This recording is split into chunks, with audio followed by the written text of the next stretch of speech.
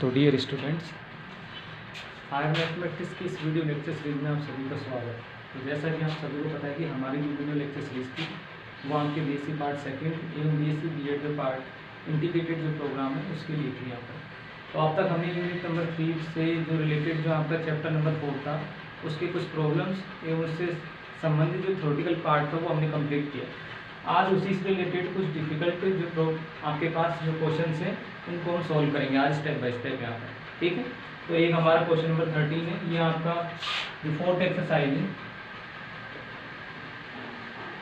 Fourth exercise यानी जो fourth आपकी ए है उसका है यहाँ पर अनसॉल्व क्वेश्चन है ये फोर्थ ए का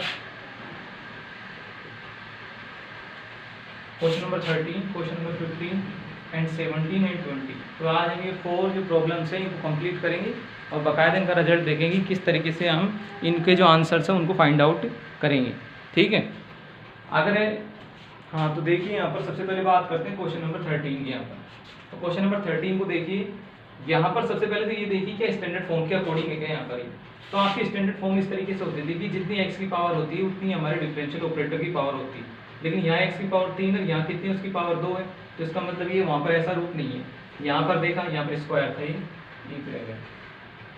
यहाँ पर इसी प्रकार से कि डिफरेंशियल ऑपरेटर 1 ऑर्डर का है, यहाँ पर इसकी पावर कितनी है सेकंड, तो ये भी हमारा क्या नहीं है यहाँ पर, उसके अकॉर्डिंग नहीं है यहाँ पर। अगले वाले की बात की जाए तो इसमें भी हमारे पास x नहीं होना चाहिए था, क्योंकि यदि x हो जाएगा तो फिर हमारा जो चर गुणांकों की जो रैखिक अवकल समीकरण उसके अकॉर्डिंग ये नहीं हो पाएगा यहाँ पर, ठीक है। तो सबसे पहले बात करते हैं यहाँ पर इनको स्टैंडर्ड फॉर्म में कन्वर्ट करने के लिए। तो यहाँ से लेते हैं क्वेश्चन नंबर 13 को। तो क्वेश्चन नंबर 13 के बारे में बात की जाए यहाँ पर, तो क्वेश्चन नंबर 13 में सबसे पहले हम यहाँ से देखो x को कॉमन ले सकते हैं यहाँ पर प्रत्येक में से, और वो आ भी रहा है कॉमन यहाँ पर। तो x को कॉमन लेने के बाद हमारा जो रूप रहेगा वो किस तरीके से रहेगा, x square d2y upon dx square minus का 2x। यहाँ से बात की जाए तो ऐसे कितना मिलेगा, y इक्वल टू 1। इस 1 को x को मैं इधर ले जाऊँ यहाँ पर, तो ऐसा करने पर हमारी जो क्वेश्चन है यहाँ पर वो कम्प्लीटली हमारी जो चर गुणांकों की जो स्टैंडर्ड फॉर्म होती है, जो रैखिक अवकल समीकरण होती है, उस रूप में वो कम्प्लीटली चेंज हो जाएगी यहाँ पर। तो यहाँ से इसको आगे किया जाए तो हमारे पास क्या आ गया, x square d2y upon dx square minus का 2x, यहाँ पर d रह गया, ये d भी लिखो यहाँ पर, dy बाई dx। यहाँ पर एक इसमें हो जाएगी dy बाई dx, और आगे देखा जाए तो plus y equal to 1 upon x। अब ये हमारा क्या है, ये जो समीकरण 1 नंबर आपको मिली यहाँ पर, तो समीकरण 1 क्या है, ये समीकरण 1 चर गुणांकों, समीकरण 1 चर गुणांकों की रैखिक अवकल समीकरण, रैखिक अवकल समीकरण, ठीक है। समीकरण 1 चर गुणांकों की रैखिक अवकल समीकरण है यहाँ से। तो यहाँ से हम आगे बात करें यहाँ पर, तो इसका तो आप फिर जो हमने जो पहले मेथड पढ़े थे उसी के अकॉर्डिंग इसको कन्वर्ट करके आप इसको सोल्व कर सकते हैं आसानी से। तो सबसे पहले हम क्या करेंगे यहाँ पर, हम कंसीडर करेंगे कि let z equal to log x, क्योंकि ये हमारा सब्स्टिट्यूशन है। इस सब्स्टिट्यूशन के द्वारा नहीं, ये ऐसा प्रतिस्थापन है जिसके द्वारा ये जो हमारी इक्वेशन है जो चर गुणांकों की है ये अचर गुणांकों की रैखिक अवकल समीकरण में परिवर्तित हो जाएगी। तो z equal to log x या कहा जाए x इक्वल टू e की पावर z। तो इस सब्स्टिट्यूशन के द्वारा ये जो हमारा क्वेश्चन नंबर फर्स्ट है, यानी जो चर गुणांकों की रैखिक अवकल समीकरण है ये हमारी अचर गुणांकों की रैखिक अवकल समीकरण में परिवर्तित हो जाएगा यहाँ पर, ठीक है। तो उसके लिए हमने क्या ले ली कि z equal to log x, या x को मैं अकेला करूँ तो जो log है वो इधर के वाले साइड में जाकर क्या हो जाएगा, एक्सपोनेंशियल फॉर्म, चर घातांकी रूप में वो कन्वर्ट हो जाएगा, ठीक है। अब यहाँ से हम इनको रखते हैं बारी बारी यहाँ पर। अब ऐसा करने पर हमारे पास जो ये है इनका रूप कैसा हो जाएगा, यहाँ पर ये चेंज होकर कैसे हो जाएंगे, ये हो जाएगा d-1, ये सिंपल d में कन्वर्ट हो जाएगा, ये हमारा जो y था जो कहते रहेगा यहाँ पर। तो नेक्स्ट लाइन से हम इसको लिखते हैं यहाँ पर सबसे पहले वाले में। तो पहले वाले में आपको क्या मिलेगा, देखो यहाँ से इसमें हमारे पास आ जाएगा d-1, ठीक है। अगले वाले में क्या आ जाएगा, ओनली 2d, तो यहाँ पर आ जाएगा माइनस का 2d, और नेक्स्ट वाले में क्या आ जाएगा 1, और सभी में से y को कहाँ ले लिया, बाहर ले लिया। यहाँ पर y जो हमारे पास अगले वाले में था जो y उसको कहाँ ले लिया, बाहर ले लिया। इधर को गए साइड में, तो यहाँ कितना था 1 अपॉन x, और 1 अपॉन x के लिए आप जानते हो कि हमारे पास यदि ओनली x होता हमारे पास यदि ओनली एक्स होता, हमने कहाँ लिखा था, यहाँ पर ओनली एक्स होता तो कैसे लिखा जाता है, ई की पावर एक्स लिखा, ई की पावर जेड लिखा जाता। अब यदि 1/x है तो ये भी नीचे आ जाएगा, तो इसकी भी पावर कितने आ जाएगी, इनवर्स यहाँ पर। तो 1/x को कैसे लिखेंगे, ई की पावर माइनस जेड लिखेंगे यहाँ पर, क्योंकि इसकी वैल्यू इतनी होती है जितनी हमारे पास यहाँ 1/x इक्वल टू ई की पावर माइनस जेड के लिए होती है। ठीक है, अब इसको थोड़ा सोल्व करें यहाँ पर, तो यहाँ कितना आ जाएगा, डी स्क्वायर माइनस का डी माइनस का 2d प्लस 1, यहाँ से बात की जाए y, यहाँ से बात की जाए ई की पावर माइनस जेड यहाँ पर। तो नेक्स्ट कंडीशन में हमारे पास क्या आ जाएगा, डी स्क्वायर माइनस के 3d प्लस 1, और साथ में कितना आ जाएगा y इक्वल टू ई की पावर माइनस जेड यहाँ। ठीक है, ये हमारे पास जो रिजल्ट मिला है इसको मैं समीकरण 2 के द्वारा इंडिकेट करता हूँ यहाँ पर। तो समीकरण 2 जो हमें प्राप्त हुआ है, समीकरण 2 अचर गुणांकों की, समीकरण 2 अचर गुणांकों की, अचर गुणांकों की रैखिक अवकल समीकरण, रैखिक अवकल समीकरण।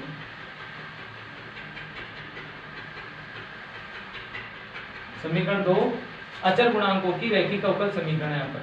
ठीक है, तो इस समीकरण का सलूशन किस तरीके से फाइंड आउट करते हैं कि एक बार तो हम इसका पी आई फाइंड आउट करेंगे, एक बार इसका सी एफ फाइंड आउट करेंगे, और दोनों को फिर ऐड करके हम उसी के अकॉर्डिंग उसको लेकर चलेंगे। बस ये चीज़ हमें ध्यान रखनी है यहाँ पर कि जो हमारे पास रूप था वो कौन सा था, चर गुणांकों की समीकरण में था, और वहाँ पर इंडिपेंडेंट वेरिएबल x था, डिपेंडेंट वेरिएबल y था। तो हमारा जो आंसर है वो भी उन दोनों वेरिएबल में भी यहाँ पर आपको प्राप्त हो। तो जो हमने कंसीडर z किया है इसको दोबारा उसी रूप में कन्वर्ट कर देंगे कि जैसा हमें क्वेश्चन में दिया गया है। ठीक है, तो हमारे पास जो समीकरण 2 है ये कौन सी है, अचर गुणांकों की रैखिक अवकल समीकरण है, जिसके आंसर आप जो आपने यूनिट नंबर 2 में जैसे प्राप्त किए थे ठीक उसी प्रकार से यहाँ पर इनको भी हम प्राप्त कर सकते हैं। तो नेक्स्ट लाइन में देखिए, समीकरण 2, समीकरण 2 में qx qz, यहाँ पर qz है नहीं है, तो qz इक्वल टू 0 लेने पर हमने यहाँ पर क्या कंसीडर किया कि यहाँ पर जो qz था जो साइड में उसको हमने किसके बराबर मान लिया, 0 के बराबर मान लिया। अब ऐसा करेंगे तो हमारे पास क्या होगा, देखो यहाँ पर ऐसा करेंगे तो हमारे पास होगा qz बराबर 0, और 0 के अकॉर्डिंग क्या आ जाएगा यहाँ पर D square minus 3d plus 1 and y equal to 0। ठीक है, ऐसे समीकरणों के लिए हम सहायक समीकरण आसानी से लिख सकते हैं। तो इसकी सहायक समीकरण क्या हो जाएगी यहाँ पर, इसकी सहायक समीकरण के लिए क्या कंसीडर करना पड़ेगा, जो आपको चीजें पहले आती थी ठीक उसी प्रकार से यहाँ पर है, तो सब चीजें आपको याद में रखनी है। तो सहायक समीकरण के लिए क्या करना पड़ेगा कि जो हमारे पास डिफरेंशियल ऑपरेटर d था उसको हम m की इक्विवेलेंस मानते थे, और जो y था उसको किसकी इक्विवेलेंस मानते थे, 1 की। और ऐसा करेंगे तो हमारे पास क्या हो जाएगा, m स्क्वायर माइनस के 3m प्लस 1 इक्वल टू 0। यह बात की जाए यहाँ से तो यहाँ से क्या आ जाएगा m minus 1 and m minus 2 equal to 0। यहाँ से बात की जाए तो कितना आ गया, m बराबर 1 और 2। तो यहाँ से हम इस समीकरण से जो m की वैल्यू कितनी प्राप्त हो गई, 1 एंड 2। तो ऐसा करने पर जो CF होगा, CF बराबर क्या आ जाएगा, C1। तो C1 e की पावर जो भी हमारे पास m है, तो m की वैल्यू कितनी है, 1, और 1 के साथ वेरिएबल कौन सा आएगा, जो हम यहाँ पर है। तो यहाँ पर इंडिपेंडेंट वेरिएबल कौन था, z था, क्योंकि हमारी इक्वेशन वो z में लिखी गई है यहाँ पर। तो यहाँ से क्या प्राप्त हो जाएगा आपको, e की power z, again C2 e की पावर 2z हो गया। अब हम इसको किस में चेंज करेंगे यहाँ पर, क्योंकि हमारे पास जो CF है वो तो x और y में आना चाहिए था यहाँ पर, तो हमारे पास z क्यों आया यहाँ पर, तो क्यों ना z को दोबारा x में कन्वर्ट किया जाए। तो उसके लिए रिलेशन कहाँ पर हमारा ये रहा कि x इक्वल टू होता है e की पावर z, और जब x इक्वल टू e की पावर 2z हो जाएगा तो यहाँ पर इसकी वो सॉरी जब x इक्वल टू e की पावर z है तो e की पावर 2z को कैसे लिख पाएंगे, x स्क्वायर की फॉर्म में, क्योंकि दोनों पक्षों का स्क्वायर करना होता है, और स्क्वायर करने पर इसकी जो पावर से इसके z के साथ मल्टीप्लाई हो जाती है। ठीक है, तो यहाँ से देखो इसी तरीके से आ रहा है ये, जैसे हमारे पास x इक्वल टू कितना है, e की पावर z है, दोनों पक्षों को मैंने स्क्वायर कर दिया, तो यहाँ कितना हो जाएगा, z का स्क्वायर। अब z का स्क्वायर करूंगा 2 इसके साथ लग जाएगा, क्या बन जाएगा, e की पावर 2z, यानी x स्क्वायर इक्वल टू कितना हो गया, e की पावर 2z। ठीक है, तो दोनों वैल्यू को हम यहाँ पर रिप्लेस करेंगे यहाँ पर, तो यहाँ से आ जाएगा C1 x, और यहाँ से क्या आ जाएगा C2 x स्क्वायर, और ये जो भी मिला है वो आपको क्या मिला है, CF। तो ये हमारे पास कौन सी होगी, इक्वेशन नंबर 3 हो गई। ठीक है, अब नेक्स्ट चलते हैं PI की ओर। तो PI बराबर हमारा हो जाएगा कि 1/FD, और जो आपके पास QX है वो यहाँ पर, तो QX हमारे पास क्या है, देखो ये यहाँ पर तो ये 1 ओपन एक्स की फॉर्म में था, लेकिन हमारी जो अचर गुणांकों की समीकरण वो कौन सी, ये वाली। तो क्यू एक्स यहाँ पर कितना है, e की पावर माइनस जेड, तो ये कितना आ जाएगा क्यू एक्स। सभी की वैल्यू रखो, यहाँ पर इसकी वैल्यू क्या थी, 1 अपॉन, हमारे पास एक तो था डी स्क्वायर माइनस के 3d प्लस 1, ठीक है। यहाँ से बात की जाए तो यहाँ पर e की पावर माइनस जेड था, तो e की पावर माइनस जेड यहाँ पर क्यू एक्स के रूप में आ गया। अब हमारा काम क्या होता है, हमारा काम होता है कि जो भी z का जो गुणांक होता है, z का जो भी कोफिशिएंट होता है, उसको हम d के स्थान पर रखते हैं, और d के स्थान पर रखने पर यदि नीचे वाला fd नॉट इक्वल टू 0 हो जाए तो उस कंडीशन में वही हमारा क्या होता है, आंसर होता है। तो जैसे मैंने इसको रखा तो यहाँ मुझे कितना मिला, डी स्क्वायर का मतलब -1 का स्क्वायर यानी 1 मिला। यहाँ से देखा जाए तो -1 एंड -3 दोनों मिलकर कितने हो गए, 3, और लास्ट वाला कितना था, 1। अब ये क्या है, नीचे जो हमारे पास fd था वो क्या है, नॉट इक्वल टू 0 है। ये नॉट इक्वल टू 0 है तो यही हमारा क्या है, आंसर है। तो 3 और 1 4 और 1 5 कितने हो गए, 1/5 e की पावर माइनस जेड। तो ये हमारे पास क्या आ गया, इसका पीआई आ गया। लेकिन जो पीआई है वो भी जेड की फॉर्म में आ रहा है, तो क्यों ना इसको भी हम एक्स की फॉर्म में चेंज करें, क्योंकि जब तक ये हमारा एक्स की फॉर्म में चेंज नहीं होगा तब तक ये हमारा कंप्लीट आंसर हमें नहीं प्राप्त हो सकता है यहाँ पर। तो जैसे मैं इसको एक्स की फॉर्म में चेंज करूँगा तो मुझे क्या मिलेगा, नया रूप यहाँ पर। उस बार हमें रूप मिलेगा यहाँ पर कि पीआई बराबर 1/5 e की पावर माइनस जेड, क्या आ जाएगा, एक्स इनवर्स, या क्या कहा जाए उसको 1/5 कह दो यहाँ पर, चाहे तो आप कह दो इसको e की पावर माइनस जेड को क्या कह दो, एक्स इनवर्स, क्योंकि जैसे इसकी पावर -1 है वैसे हमारे पास एक्स की भी पावर क्या आ जाएगी, -1 आ जाएगी यहाँ से, क्योंकि इसका भी इनवर्स लूंगा तो सामने वाले का भी इनवर्स होगा, तो उसके बेसिस पे ये भी कितना हो जाएगा, एक्स इनवर्स। या इस चीज को कैसे लिख दें, या हम इसको कैसे लिख सकते हैं कि 1/5x। तो हमारे पास CF भी आ गया, PI भी आ गया, दोनों को ऐड कर देंगे, तो ऐड करने पर हमें जो क्वेश्चन नंबर जो 13 था उसका आंसर हमें प्राप्त हो जाएगा वहां पर, ठीक है। तो इसका जो आंसर वो क्या होगा, अतः समीकरण का हल, अतः समीकरण का हल। तो समीकरण का हल हमें मिलेगा y equal to CF। CF की वैल्यू हमने देखी थी, कितनी आई थी CF की वैल्यू, वो थी हमारे पास यहाँ पर C1x प्लस C2x स्क्वायर। तो यहाँ से आ जाएगा C1x प्लस C2x स्क्वायर। अब नेक्स्ट लाइन में हमने PI फाइंड आउट किया, तो PI की वैल्यू कितनी आ गई, 1/5, और यहाँ से कितना आ जाएगा, e की पावर माइनस जेड। तो माइनस जेड को कैसे लिखा था हमने, 1/5x के रूप में। तो इस तरीके से हमारे पास क्या आ गया, इस दी गई समीकरण का कंप्लीट आंसर आ गया यहाँ पर, ठीक है। तो ऐसे हमारे पास जितने भी प्रश्न होंगे हम उन्हें स्टेप बाय स्टेप इस तरीके से उनका रिजल्ट फाइंड आउट करेंगे यहाँ पर। एक बार आप इसे नोट कीजिए।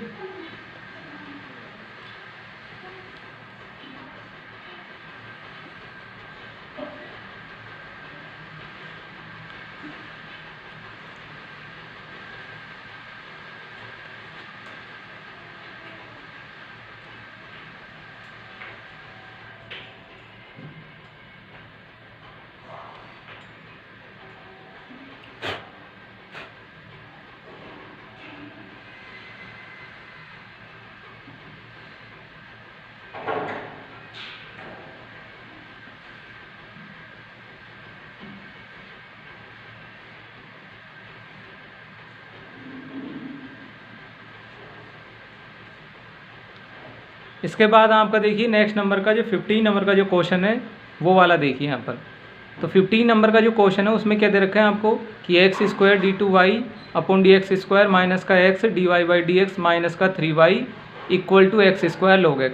तो इस वाले क्वेश्चन को भी हम जैसे हमने पिछला मेथड यूज़ में लिया था, आपको बस एक चीज़ याद रखनी है, जिन लोगों को यूनिट नंबर सेकंड, मैंने आपसे पहले भी कहा था कि जिन लोगों को यूनिट नंबर सेकंड अच्छे से क्लियर हो जाएगी उनको आगे पूरा जो आपका BSc पार्ट सेकंड का जो आपका सेकंड पेपर है उसमें उनको कहीं पर भी दिक्कत नहीं आएगी। लेकिन जिन लोगों को नहीं आएगी, जिन लोगों को यूनिट नंबर सेकंड में हमने जो अचर गुणांकों की डिफरेंशियल इक्वेशन पढ़ी थी वो उनको कंप्लीट ढंग से आती हो, तो वही लोग अच्छे से आगे की सारी चीज़ों को स्टेप बाय स्टेप समझ पाएंगे। तो यदि आपका थोड़ी बहुत कहीं पर वहाँ पर दिक्कत है, आप उनको दोबारा फिर से अच्छे से क्लियर कीजिए, बार बार कीजिए जब तक कि आपको वो सारे मेथड अच्छे से नहीं आने लग जाएँ, क्योंकि जो आगे की जितने भी जो मेथड हैं आपके सब उसी से बिलोंग करते हैं यहाँ पर। तो एक बार आपको अच्छे से कोई चीज़ आ जाएगी, उसी के बाद आगे के आपके सारे मेथड क्लियर होंगे। तो आपको अच्छे से ध्यान देना है उन चीज़ों पर ताकि आपकी सारी चीज़ें क्लियर हो जाएं, ठीक है। अब आते हैं नेक्स्ट क्वेश्चन नंबर 15 पर। तो क्वेश्चन नंबर 15 में देखिए आप यहाँ पर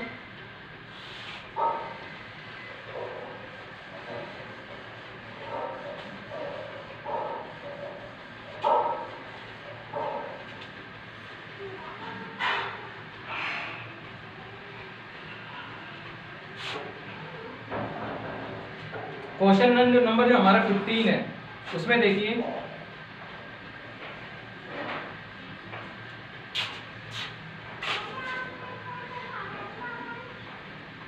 इस वाले क्वेश्चन में क्या दे रखे हैं आपको, ये रहा हमारा डिफरेंशियल इक्वेशन, और वो भी जो समघात यानी होमोजेनियस जो डिफरेंशियल इक्वेशन है वो हमें यहाँ पर लीनियर डिफरेंशियल इक्वेशन हमें दी गई है यहाँ पर। तो यहाँ पर देखो x की पावर 2 है तो डिफरेंशियल ऑपरेटर भी 2 ऑर्डर का है, यहाँ पर 1 है तो यहाँ पर भी 1 ऑर्डर का है, और आगे फिर y तथा कांस्टेंट है यहाँ पर। तो ये हमारे स्टैंडर्ड फॉर्म के अकॉर्डिंग है, यानी ये हमारे जो यूनिट नंबर जो थर्ड है उससे रिलेटेड जो हम जो मेथड पढ़ रहे हैं उसके बिल्कुल अकॉर्डिंग है यहाँ पर। यानी इसे कन्वर्ट किया जा सकता है कांस्टेंट कोएफिशिएंट की जो डिफरेंशियल इक्वेशन है, लीनियर जो डिफरेंशियल इक्वेशन है उसमें इसे इजी वे में कन्वर्ट किया जा सकता है यहाँ पर। तो लेकर चलो इसको यहाँ पर। सबसे पहले बात करते हैं यहाँ पर x square d2y upon dx square, यहाँ से बात की जाए माइनस का x dy बाई dx, और आगे बात की जाए माइनस के 3y equal to x square log x। ठीक है, यहाँ से हम इसके लिए और बात करें यहाँ पर, तो यहाँ पर सबसे पहले हमें सब्स्टिट्यूशन यूज में लेना पड़ेगा ताकि हम इसको चेंज कर सकें अचर गुणांकों की डिफरेंशियल इक्वेशन में। तो माना हमने क्या माना, जैसे पहले लेते थे कि z equal to log e base x यानी नेचुरल लॉग है।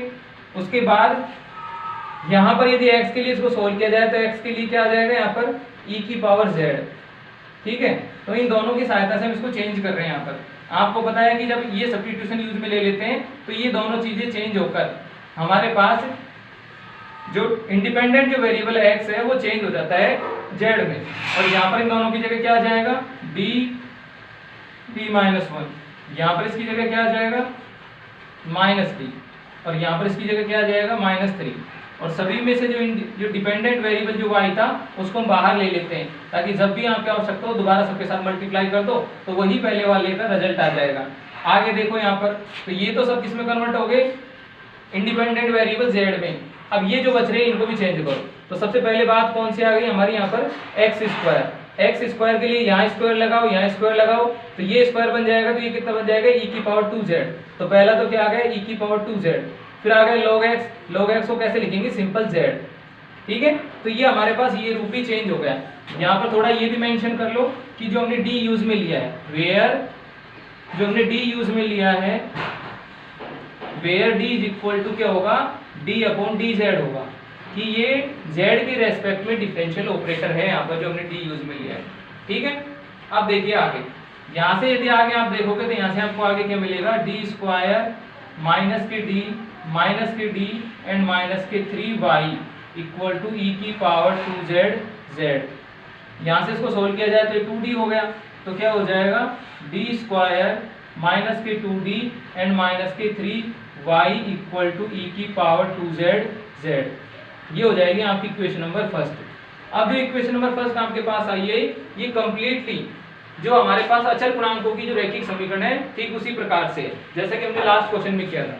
जो इक्वेशन नंबर 2 है हमारी वो क्या है कंप्लीटली जो हमारे पास कांस्टेंट कोएफिशिएंट वाली जो लीनियर डिफरेंशियल इक्वेशन है उसके अकॉर्डिंग है बिल्कुल यहाँ पर, या वही है जो कहते हैं हम ये कह सकते हैं।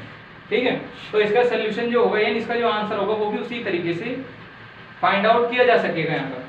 तो यहाँ से आगे चले तो हमारे पास होगा सबसे पहले इसका निकालना पड़ेगा हमें CF, और CF के लिए हमें जो साइड में जो इसका QZ दिया गया होगा यानी जो साइड में आपका ये फंक्शन है Z का, इसको हम क्या बोलते हैं इधर वाले पार्ट को Q, और तो हमारे प्रेजेंट में क्या है QZ है यहाँ पर।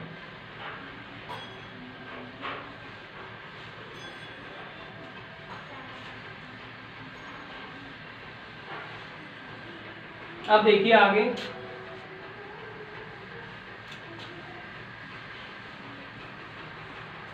यहाँ से आगे हमें क्या हो मिलेगा, सबसे पहले हम इसका CF फाइंड आउट करेंगे फिर इसका PI फाइंड आउट करेंगे यहाँ पर। तो बात आती है CF की, तो CF के लिए क्या करना पड़ेगा, CF के लिए हमें यहाँ पर जो साइड में QZ है इसे क्या मानना पड़ेगा कि ये क्या है 0 के बराबर है, ये हमने मान लिया।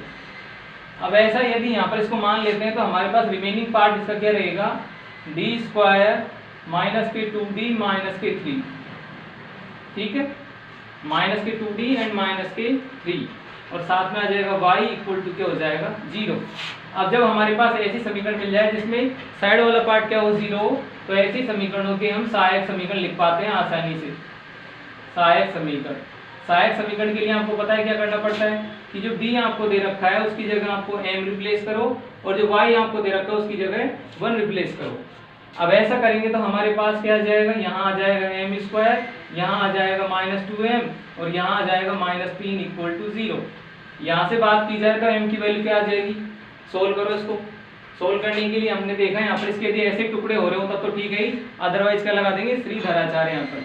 तो इसके टुकड़ों की बात की जाए तो 3 हाँ हो रहा है, इसका टुकड़ा क्या हो रहा है 3 और 1, तो हम इसके टुकड़े क्या कर लेंगे m-3 आ जाएगा एक तो, और एक क्या आ जाएगा m+1, ठीक है, ताकि दोनों को जैसे मल्टीप्लाई करेंगे तो दोनों की वैल्यू क्या आ जाएगी यही मिलेगी जो हमारे पास है यहाँ पर।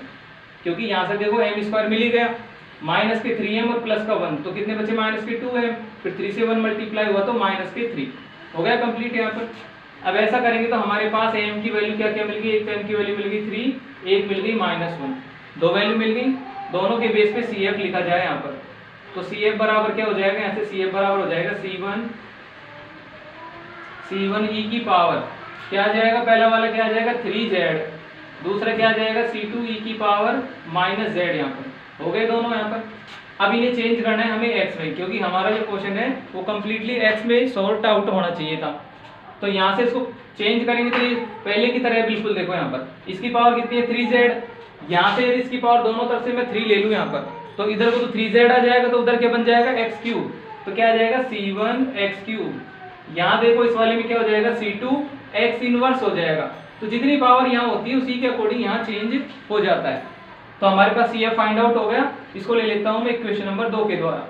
अब क्या रहा हमारे पास PI रहा इसका, तो PI के लिए देखो, PI के लिए क्या मिलेगा कि PI इक्वल टू क्या होता है 1/FD, वही पहले वाला जो यूनिट नंबर जो 2 में है ना वही सेम पार्ट है आपको, बस आपके सारी स्टेप्स क्लियर होने चाहिए वहाँ पर। यदि आपकी सारी स्टेप्स क्लियर होंगी तो आपको यूनिट नंबर 3 में आपको थोड़ा सा आपको पढ़ना है, बस किस तरीके से आपको चर गुणांकों की डिफरेंशियल जो इक्वेशन है उसको अचर गुणांकों की डिफरेंशियल इक्वेशन में चेंज किया जा सके, ये आपको समझना होगा वहाँ पर। बाकी सब चीज़ें पहले जैसी है, तो आपको कोई इसमें नवीनीकरण नहीं करना है, वही आपकी पहले जैसी चीज़ें वहाँ पर होंगी, ठीक है।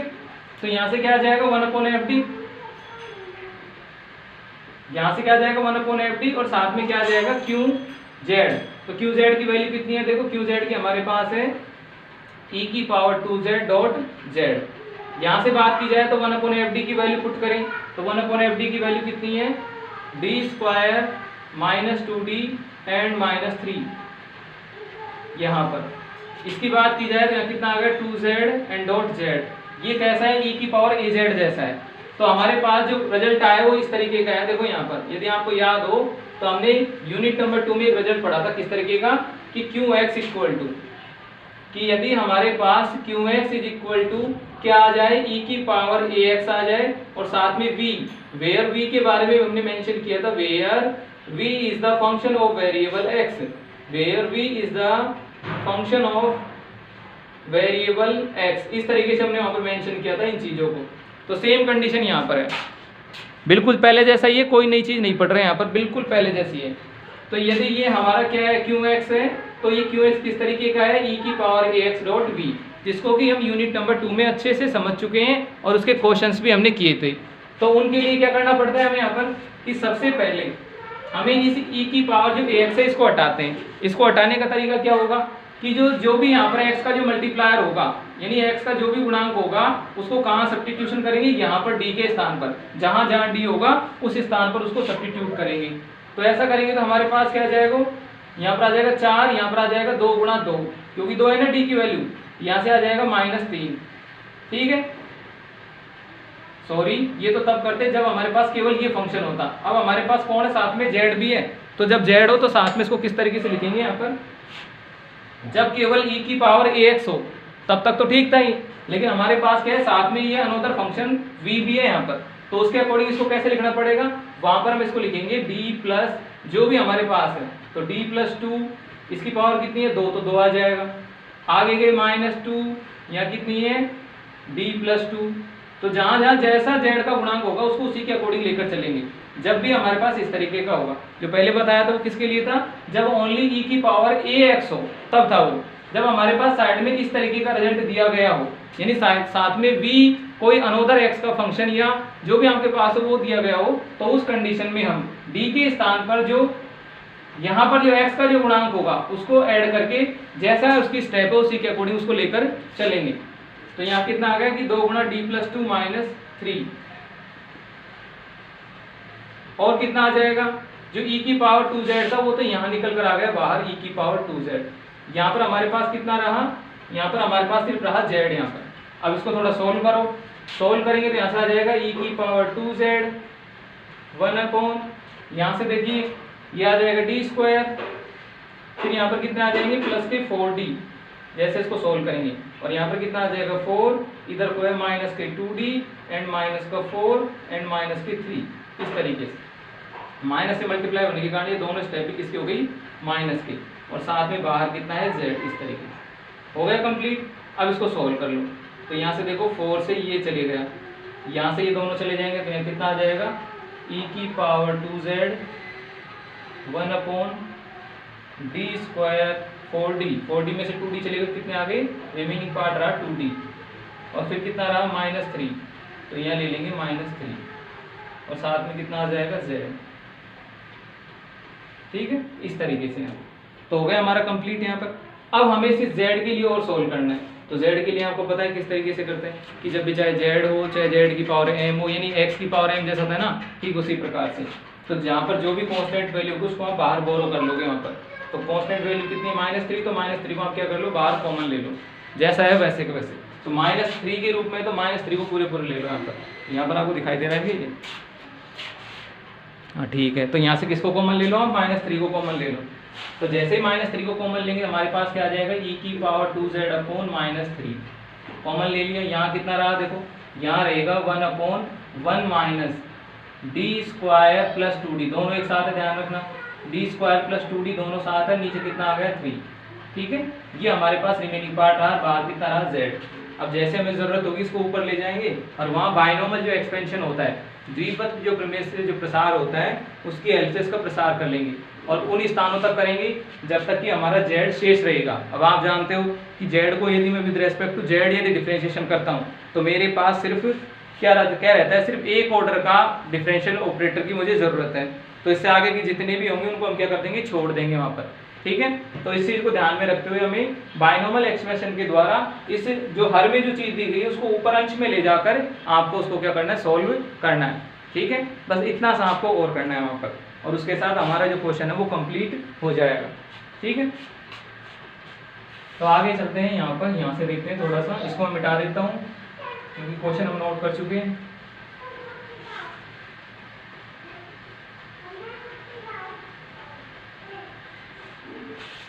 तो यहाँ से देखो आगे, तो आगे से हमारे पास क्या हो जाएगा, e की पावर 2z/3, ये यहाँ पे हो गया। यहाँ से देखा तो यहाँ से आ गया 1 माइनस, तो 1 माइनस जो भी आपके पास है D square plus 2d divided by 3 की पावर -1, ऊपर ले गए ना इसको, तो ऊपर ले गए तो इसकी पावर कितनी होगी, -1, और बाहर कितना है z।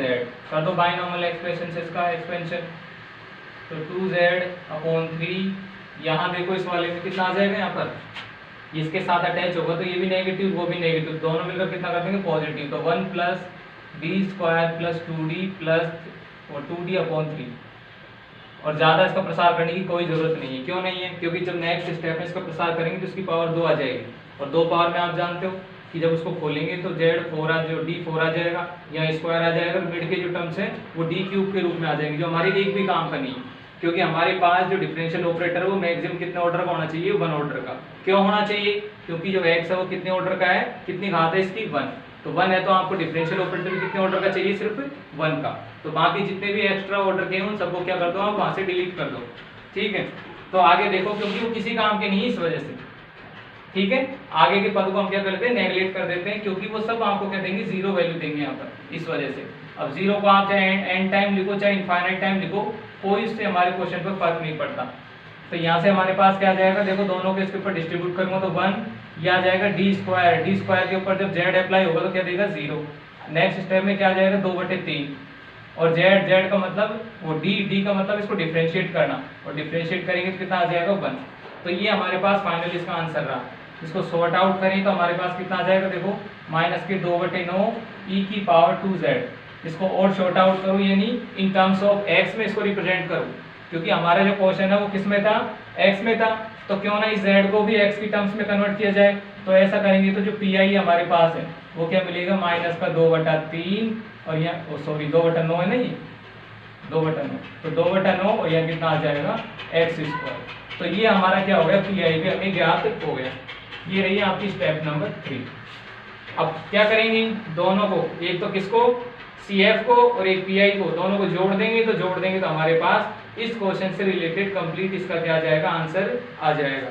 ठीक है, तो मैं एक लाइन में यहाँ लिख देता हूँ, थोड़ा सा इसको मिटाकर, कहाँ लिखूँ बताइए, मैं यहाँ लिख देता हूँ, वरना आप करना कंप्लीट आंसर के लिए आप क्या कर देना, यहाँ पर y = CF + PI जोड़ दो दोनों को एक साथ। ठीक है, और फिर वही हमारा क्या होगा, आंसर होगा। यहाँ पर ये रहा हमारे पास CF और ये रहा हमारे पास PI।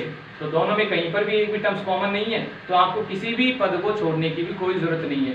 यदि यहाँ पर भी कहीं पर x² आता तो हम भले इस पद को छोड़ सकते थे, लेकिन हमारे पास यहाँ पर कहीं पर भी क्या नहीं आ रहा, x² नहीं आ रहा, तो इन दैट केस हमें किसी भी स्टेप को छोड़ने की जरूरत नहीं है। ठीक है, एक बार इसको नोट कीजिए।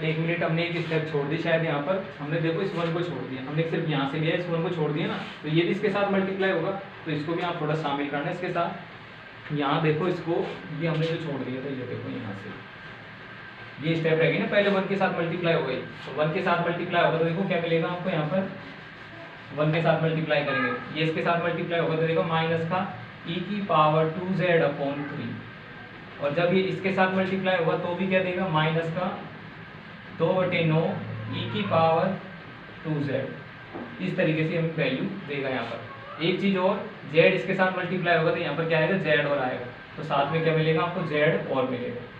z यहाँ था ना, तो 1 के साथ मल्टीप्लाई होगा तो कुछ नहीं होगा इसके साथ, जैसा z था वो बिल्कुल वैसा का वैसा रहेगा, तो z 1 के साथ मल्टीप्लाई होकर और z और देगा हमें यहाँ पर। अब इनको मैं चेंज करूँ यहाँ पर तो मुझे PI के मिल जाएगा, PI बराबर चेंज करने के बाद ये रहा x, क्योंकि z को कैसे लिखेंगे, log x के रूप में, तो यहाँ तो मिलेगा आपको x² और z की जगह क्या आ जाएगा, log x। तो एक तो ये हो गया /3, तो ये 3 आ गया। और आगे बढ़े यहाँ पर, तो यहाँ कितना आ गया, 2/9, और इसकी जगह क्या आ जाएगा, e की पावर 2z की जगह, इसकी जगह क्या आ जाएगा, x²। तो इस तरीके से हम इसको सॉल्व कर लेंगे यहाँ पर। ठीक है, तो ये बात थोड़ा ध्यान से देख लिया करो, भाई हमारे पास कोई चीज़ छूट नहीं जाए, और कोई चीज़ छूट जाती है आप थोड़ा ध्यान देकर उसको क्लियर करने की कोशिश किया करो। आपको यदि कैलकुलेशन का और यदि सिंपल भी यदि आपसे कुछ आता हो तो आप उस तरीके से कैलकुलेशन को और सिंपल कर सकते हो, तो ये आपके ऊपर डिपेंड करता है कि किस तरीके से आप उसे ज़्यादा इजी वे में बनाते हो। ठीक है, एक बार इसको नोट कर लो।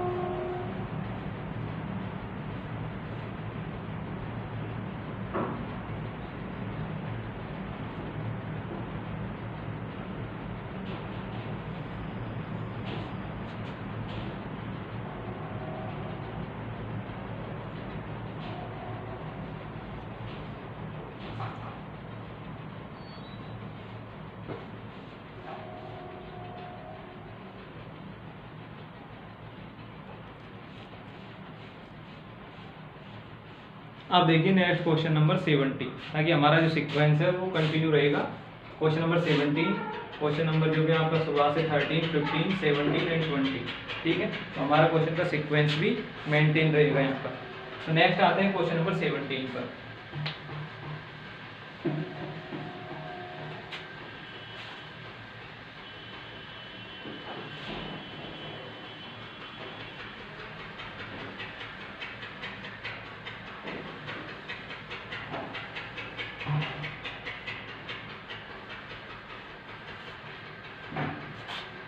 क्वेश्चन नंबर 17 को देखिए। क्वेश्चन नंबर 17 में आपको कुछ इस तरीके से दिया गया है यहाँ पर, ठीक है। तो पहले ये देखो स्टैंडर्ड फॉर्म के अकॉर्डिंग ठीक है या नहीं है। तो बिल्कुल स्टैंडर्ड फॉर्म के अकॉर्डिंग है। यहाँ एक्स स्क्वायर है, d2y/dx स्क्वायर है, जितना एक्स है उतना यहाँ एक डिफरेंशियल ऑपरेटर है, लास्ट में कॉन्स्टेंट है, इस तरीके से, ठीक है। तो सबसे पहले अब बात करें यहाँ पर सब्स्टिट्यूशन की। तो सब्स्टिट्यूशन क्या होगा हमारा, z equal to log x, ठीक है। और यदि x की बात की जाए तो कैसा होगा, e की पावर z। यहाँ से हमने देखा तो यहाँ इसको कैसे लिख सकते हैं, यहाँ इसको लिख सकते हैं डी स्क्वायर, सॉरी क्योंकि सेकंड ऑर्डर का है ना ये, तो यहाँ इसको कैसे लिखेंगे d एंड d माइनस 1। यहाँ इसको कैसे लिखेंगे 3d, और यहाँ इसको लास्ट में कैसे लिखेंगे +5। और बाहर कितना है y, तो y के अकॉर्डिंग इसको कितना लिख देंगे, सिंपल y। आगे बात की जाए तो ये भी चेंज होगा यहाँ पर। तो ये किसके अकॉर्डिंग चलेगा, ये चलेगा e की पावर 2z साइन, और यहाँ log x यहाँ से देखो log x की जगह क्या लिखा जाता है z, तो क्या हो गया, सिंपल z हो गया। तो हमारे पास z के पदों में रिप्रेजेंट करने पर हमारा जो क्वेश्चन है इस तरीके से रहता है। यहाँ से इसको सोल्व किया तो यहाँ से कितना आ गया, D square minus D minus का 3d प्लस 5 और साथ में y इक्वल टू e की पावर 2z, e की पावर 2z साइन z, इस तरीके से। यहाँ से हमने देखा तो हमारे पास कितना आ गया, डी स्क्वायर माइनस का 4d प्लस 5 साथ में है y इक्वल टू e की पावर 2z साइन z, ठीक है। ये हो जाएगी हमारी इक्वेशन नंबर फर्स्ट। अब जो इक्वेशन नंबर जो फर्स्ट है वो हमारी कंप्लीटली जो कांस्टेंट गुणांकों की या अचर गुणांकों की जो समीकरण होती है वह बिल्कुल उसी अनुरूप है यहाँ पर, जो समीकरण 1 है यहाँ पर। तो समीकरण 1 के बारे में थोड़ा मेंशन कर दो। समीकरण 1 अचर गुणांकों की, समीकरण 1 अचर गुणांकों की अवकल समीकरण, अचर गुणांकों की अवकल समीकरण। तो यह यदि अचर गुणांकों की अवकल समीकरण है तो यहाँ से आपको क्या प्राप्त होगा, यहाँ से हम इसका CF तथा PI find out easy going में कर सकते हैं यहाँ पर। तो यहाँ से आपको क्या मिलेगा, सबसे पहले CF। तो CF के लिए क्या करेंगे यहाँ पर, जिसके राइट हैंड साइड में जो आपको QZ दे रखा है उसको किसकी इक्विवेलेंस लेना पड़ेगा आपको, 0। तो हमने ये कंसीडर किया कि जो इसका QZ है वो किसके बराबर है, 0 के बराबर है। अब यदि ऐसा है तो यहाँ से जो रिमेनिंग पार्ट है वो क्या बचेगा, रिमेनिंग पार्ट रहेगा आपका डी स्क्वायर माइनस का 4d प्लस 5, क्या रहेगा, डी स्क्वायर माइनस का 4d plus 5 and y equal to 0। ये इसका रिमेनिंग पार्ट है यहाँ पर। इसको मैं इंडिकेट करता हूँ सेकंड नंबर की इक्वेशंस के द्वारा, ठीक है। अब आपको पता है कि जब तक हमारा जो इसका साइड का जो QZ है, ठीक है, यानी ये वाला जो फंक्शन है वो 0 नहीं हो जाता, तब तक हम इजी वे में इसकी जो सहायक समीकरण है यानी जो एक्सिलरी इक्वेशन है वो फाइंड आउट नहीं कर सकते। तो यहाँ से समीकरण 2 की हम जो सहायक समीकरण है वो आसानी से प्राप्त कर सकते हैं। तो समीकरण 2 की जो सहायक समीकरण होगी वो क्या होगी,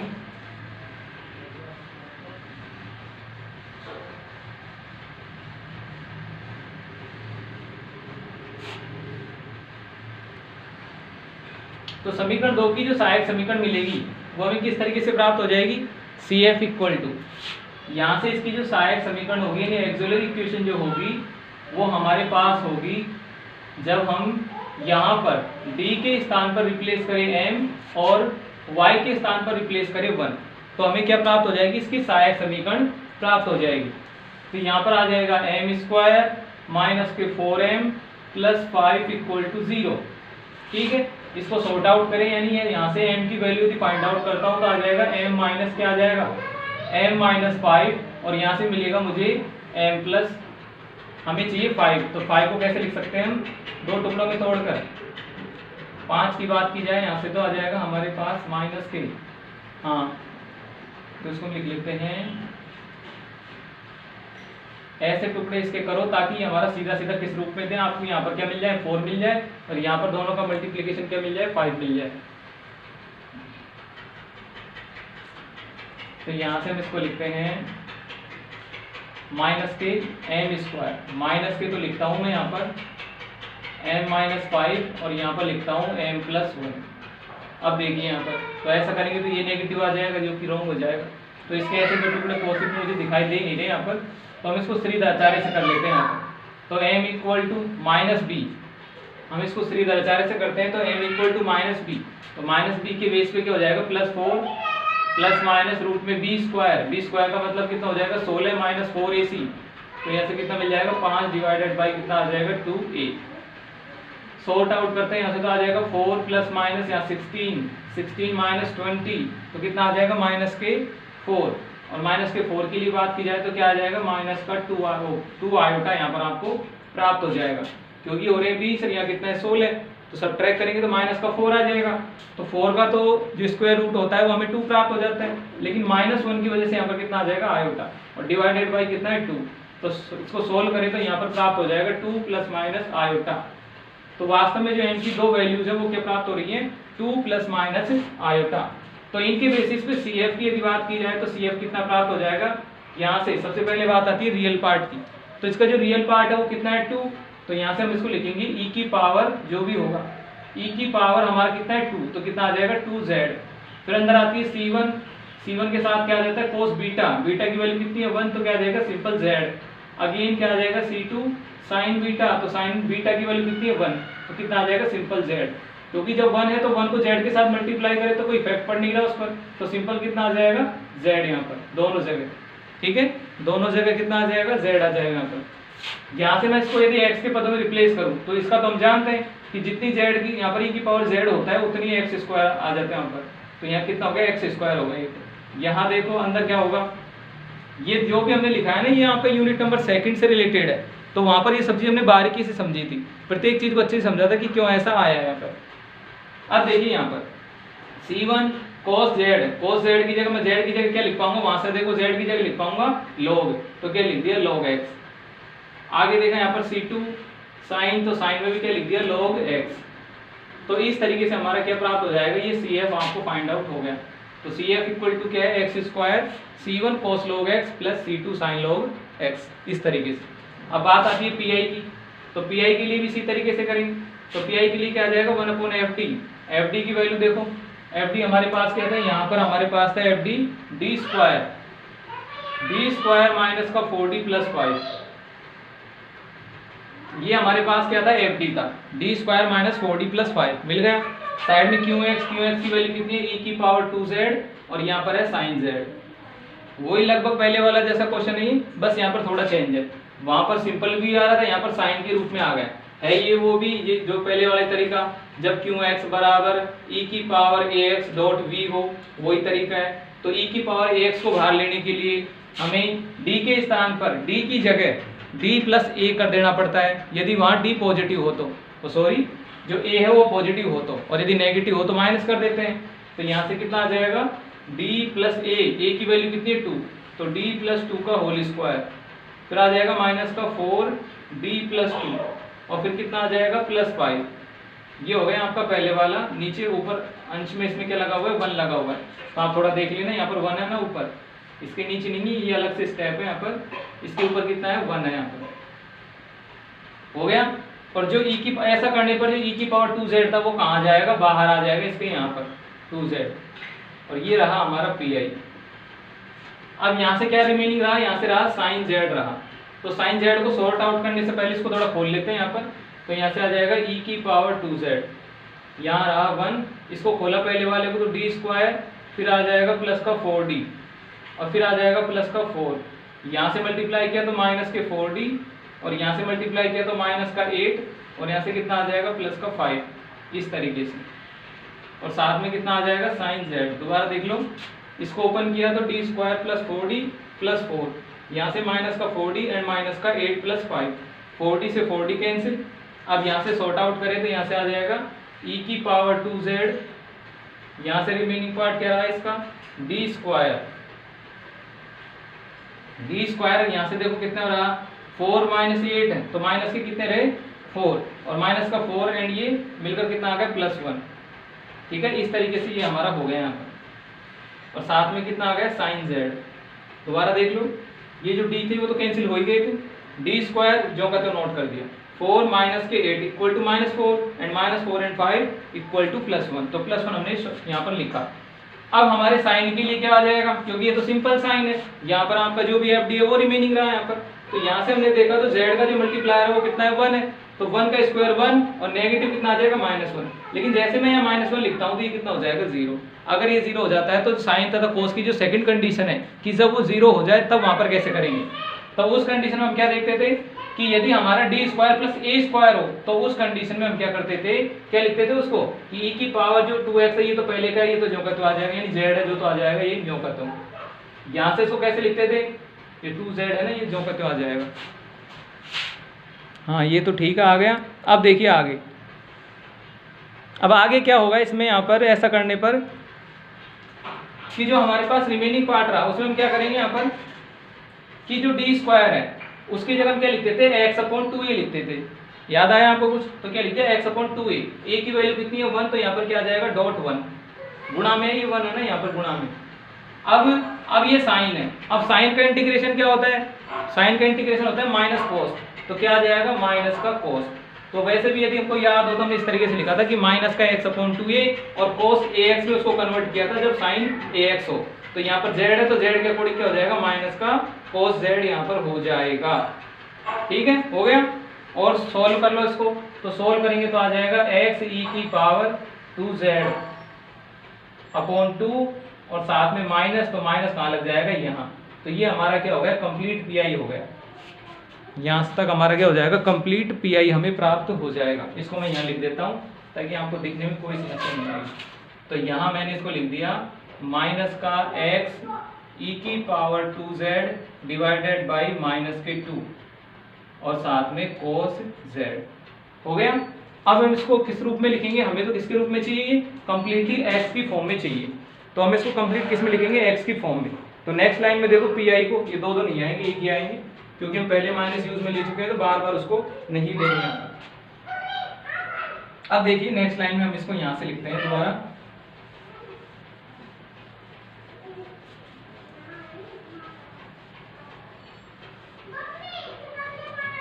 अब यहां से देखा जाए तो हमारे पास क्या आ जाएगा, यहां से हमारे पास आ जाएगा पीआई बराबर आ जाएगा, देखो सबसे पहले माइनस का 1/2 नोट कर दिया, उसके बाद है x का जो ट्रांसफॉर्म होगा तो क्या होता है x को लिखते हैं हम e की, क्या लिखते हैं x को, हमें चाहिए x को तो x के रूप में चाहिए था, लेकिन यहाँ x नहीं आएगा क्योंकि हमारा वेरिएबल कौन था z था, तो ये z आएगा यहाँ पर, क्योंकि हमारे क्वेश्चन में x तो कहीं था ही नहीं, तो क्या आएगा z, तो यहाँ पर भी क्या आएगा z ही आएगा। अब जो z है, z किस रूप में लिखा जाता है, log x के रूप में, तो पहली स्टेप तो क्या आ जाएगी log x आ जाएगी। और आगे बढ़ो, e की पावर 2z के बारे में जानते हैं कि इसको कैसे लिखा जाता है x² की फॉर्म में। अब cos z है तो cos z की जगह क्या आ जाएगा cos log x, और डिवाइड बाय 2 है ही तो उसको हम 2 को जो का तो लिख देंगे। x² को हम आगे ले लो तो कितना आ जाएगा माइनस का x²/2, यहाँ आ जाएगा log x और डॉट क्या आ जाएगा cos log x, इस तरीके से। तो ये हमारा कंप्लीट क्या हो गया पीआई हो गया यहाँ पर। ये आपकी कौन सी इक्वेशन है, जो भी आपकी इक्वेशन है यहाँ पर, जैसा कि आप नोट कर लेना, जो भी आपकी हो 3 या 4 जो भी हो उसी अकॉर्डिंग में आप उसको नोट कर लेना। अब हमारी समीकरण का आंसर कैसे दिया जाता है कि CF प्लस PI की फॉर्म में हम समीकरण का आंसर देते हैं यहाँ पर। तो हमारे पास CF भी अवेलेबल है, PI भी अवेलेबल है, दोनों को एक साथ ऐड कर देंगे तो हमारे पास क्या आ जाएगा कंप्लीट समीकरण का आंसर आ जाएगा। तो नेक्स्ट लाइन में समीकरण का हल लिखते हैं यहाँ पर, समीकरण का हल, समीकरण का हल।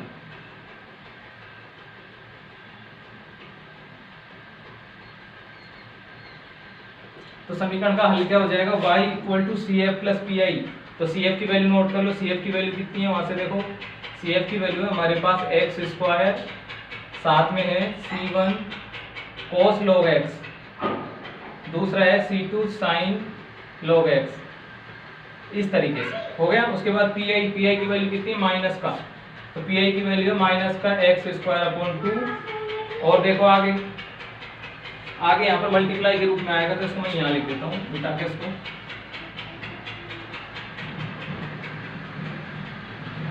तो वो तो हमारा हो ही गया था, यहाँ से इसको माइनस के रूप में लिखता हूँ। तो माइनस का x² log x, ये तो यहाँ तक का हो गया। फिर कितना है cos log x।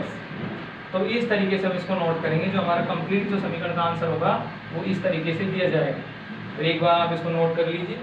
उसके बाद हम नेक्स्ट क्वेश्चन की ओर, यानी क्वेश्चन नंबर जो हमारा जो 20 वाला रिमेनिंग रहा है उसको भी करते हैं।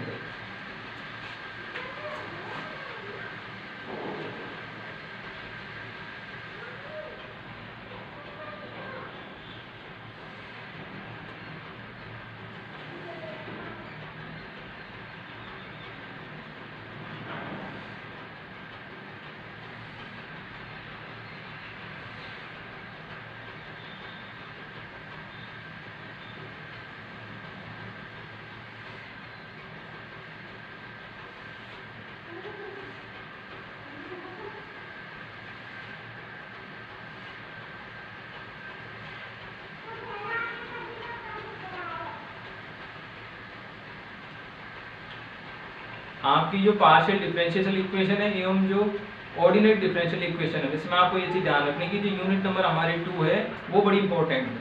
वो आपके पार्शियल में भी जितनी यूज में आएगी उतनी क्या होगी आपके ये ऑर्डिनरी डिफरेंशियल इक्वेशन में यूज में आएगी। तो आपको ये चीज़ बिल्कुल ध्यान रखनी है। यदि आपकी यूनिट नंबर जो 2 अच्छे से कंप्लीट हो जाती है तो आपको यहाँ पर कोई दिक्कत नहीं आएगी।